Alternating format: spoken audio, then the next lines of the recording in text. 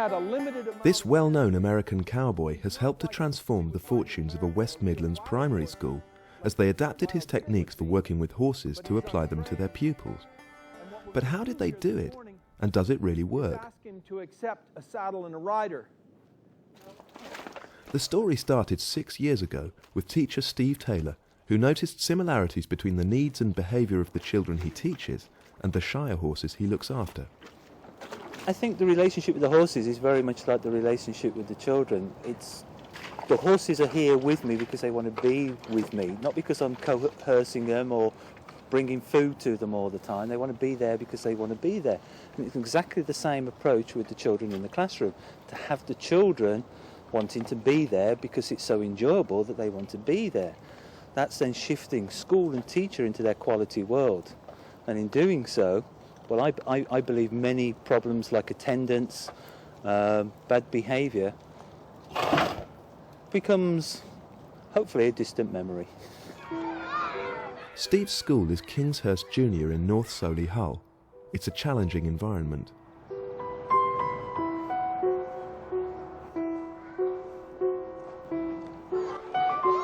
Ten years ago, the school was in special measures. Today, it's a beacon school. So, I'm going to turn this horse loose now and begin to make contracts with him. And my statement to him in this... Steve's interest in horses led him to discover the work of Monty Roberts, also known as the Horse Whisperer. Monty believes reservations about the relevance for children of what he does are misplaced. Go away, I want you to go away a lot, not a little bit. And so he goes away. And it's work. Keep an open mind. Look for potential for improvement, wherever you might find it. Don't think he's just a cowboy. He doesn't really know. Horses aren't the same as children. Don't think that way. I'll show you that there's a great similarity, and that when you watch me work, you'll say, oh my word, those are my problems too, and I can follow this roadmap. Keep your mind open. I can slow him The horse down that Monty's working with today in this demonstration for Kingshurst children has never met him before, and he's never been saddled. like that. And what he's actually saying to me is, with its underlying principles of non-coercion, partnership and negotiation, Steve quickly came to believe that this approach really could be adapted for use with his pupils. And it came like a light bulb moment. He was talking about things that he worked with horses and his round pen, and I made that connection that that was the same situation that I was trying to achieve in my classroom. and now I can go passive and take my eye out in front of him and turn my shoulders on a 45, which invites him to come to me for a moment called join up. Join up is that moment when the horse decides it's better to be with you than away from you. And The now- methods that really connected with me was the non-coercive approach, the working in a gentle way, in a gentle situation to achieve join up. For him, the horse to be with him because the horse wanted to be with him, and for me, the children wanting to be in the classroom and wanting to be working and learning because they wanted to do it, not because I was coercing them into doing it. An unexpectedly bad Ofsted report 10 years ago had put the school into special measures. The staff realised they couldn't go on as before and looked for new directions. It came as a bolt out of the blue that we didn't do particularly well on our first Ofsted. In fact, the school went into special measures. And we can sit and argue about whether that was a right decision forever. In fact, it happened, and I think for those people that got through the special measures situation, it's a terrible thing to say. It's probably been a blessing in disguise. It's enabled us to be innovative, to go out and search for different ways to approach the learning and the teaching in the classroom. When Steve brought his horse whisperer ideas into the school, they were instantly picked up by the head teacher, Jeff Darby. I immediately made the links with neuro-linguistic programming and the 4 pillars. Essentially, rapport, that is Monty's version is join up. Sensory acuity, which is body language and listening and watching for the signs and symbols. Behavioural flexibility, which is if something isn't being successful, to stop and examine what is successful and look at other people doing things successfully. And to know what you want. And if you know what you want, you will know what to do about it and where you're going. Those parallels were very evident. So this was a unique opportunity for another member of staff to add to and enrich the curriculum at the school. The main principle is to take coercion out of the classroom and out of the situation, creating a calm environment. Even when things don't seem to be going very well or there's a situation, it is about keeping calm at all times. So then you're looking for strategies that can help and assist in that. The strongest one is a negotiated contract. It embraces the principle of partnership with the children. I'm not setting the rules, unless of course they're health and safety rules. That also shifts an emphasis that they're taking responsibility. It changes my role. I'm not the person that is pointing the finger down, that it is our classroom. If we take the contract, the children identify something that they need to work on or something that we need, a principle that we need in the classroom. We then discuss the positive consequences of carrying that out.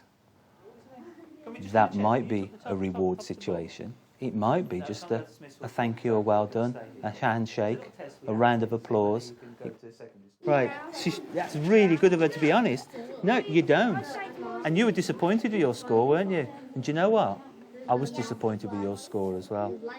Because when you talk to me and when we're having a lesson, you say all the right answers. So how does the horse whisperer approach help with discipline and behaviour? A child has come to the literacy class without the right books. But we need to be prepared. Now let's see. Positive consequence. I'm ready to learn. Oops, got to get on the computer. I'm ready to learn and my teacher knows it. Yeah, I know it. But over here, I will have to disturb others who are working correctly to help me, right? You've just disturbed me now because I should be helping somebody out there. This is not fair. We also then have to look at the negative consequences, and hopefully these aren't going to crop up. And once again, in the past, they tended to revolve around detentions. Very few children ever have detentions anymore. And again, they're picking up on self-improvement. So it might be a case of, what does this say about my attitude? What does this say about me? And they understand that as well. Young horses, untrained, and children are all flight animals. They're basically the same, and they want to be survivors. And they want to be loved, and they want to be safe. And they want to be successful in whatever they choose to do. Horses are very much the same way. So it isn't even a metaphor. It's a straight line transition, if you will, from 4 legs to 2. The general concepts, the basic thread of it all, is exactly the same, and that is to have complete freedom to make choices of your own, but to be responsible for the consequences of those actions. I think it's now Monty's visited the school 5 times. The children really appreciate his visits and they really realise that he's somebody a bit special. He talks about that violence is never the answer. What do you think about that? It's pretty good because then it's showing people that violence doesn't solve anything.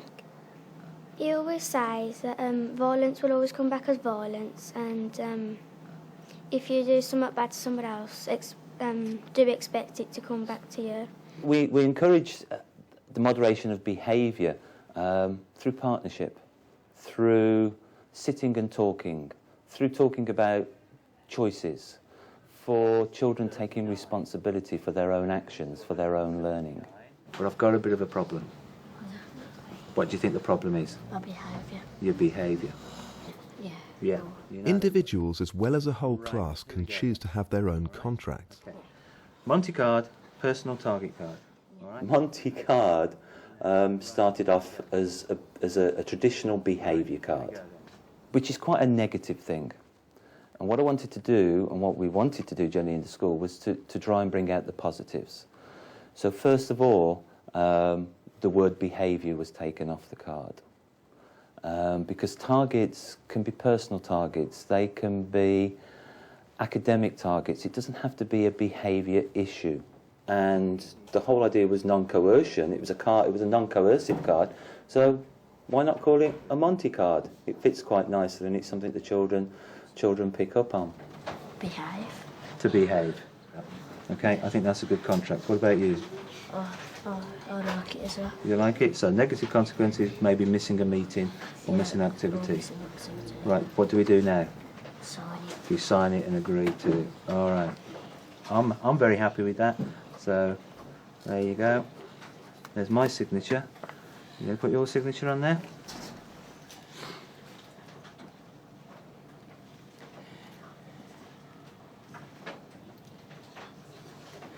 All right.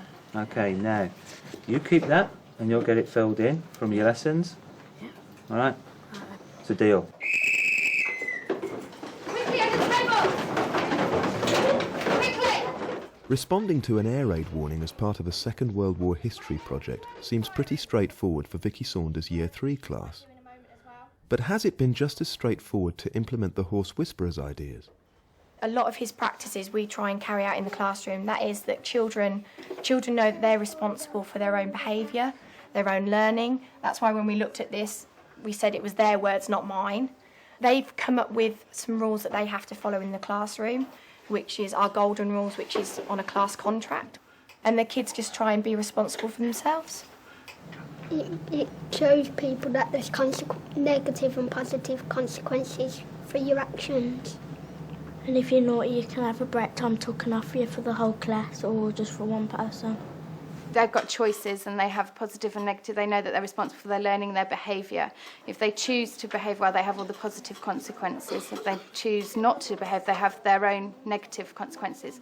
But it's something that they set up themselves. So they know that if they've done something they shouldn't have, it's their negative consequence that they're going to entail. Can I try and summarise that? Another underlying principle for both Kingshurst School and Monty Roberts is listening. The art of listening is the better part of all communication.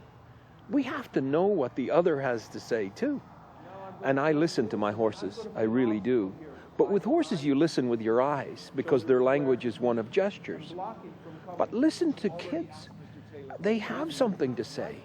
Listen to their needs and address those needs. Allow them to help you address those needs.